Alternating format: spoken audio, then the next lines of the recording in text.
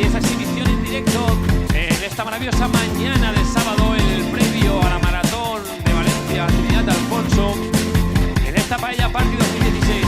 Cómo no agradecer a todos los colaboradores y a todos los patrocinadores de este evento, agradecer a Correcaminos, al Ayuntamiento de Valencia, al concurso internacional de paella valenciana, a Amstel Randler, a Coca-Cola, Socarrate Studio, empresa creativa, y cómo no, a la Fundación Trinidad Alfonso, que hace posible todo esto y que Valencia sea running y Valencia es oro. Un saludito para Huelva, que han venido hasta aquí para correr la maratón.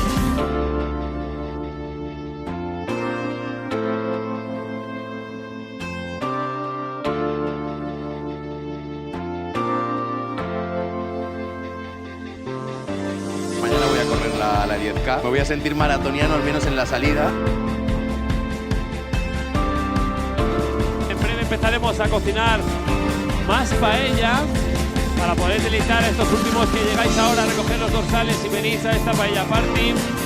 Daros la bienvenida, agradecer que vengáis en esta maratón Valencia Trinidad Alfonso. Socarrate es lo valenciano. Estaremos aquí toda la mañana y todo el día para daros un buen plato de paella y acompañaros en este previo a la maratón que tendrá lugar mañana.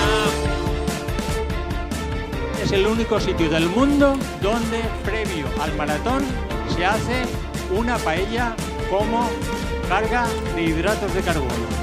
Y muy buena que sale todos los años, pues la gente se va muy contenta, es un éxito. Jamás en las 35 ediciones anteriores nunca nadie se ha quedado sin comer.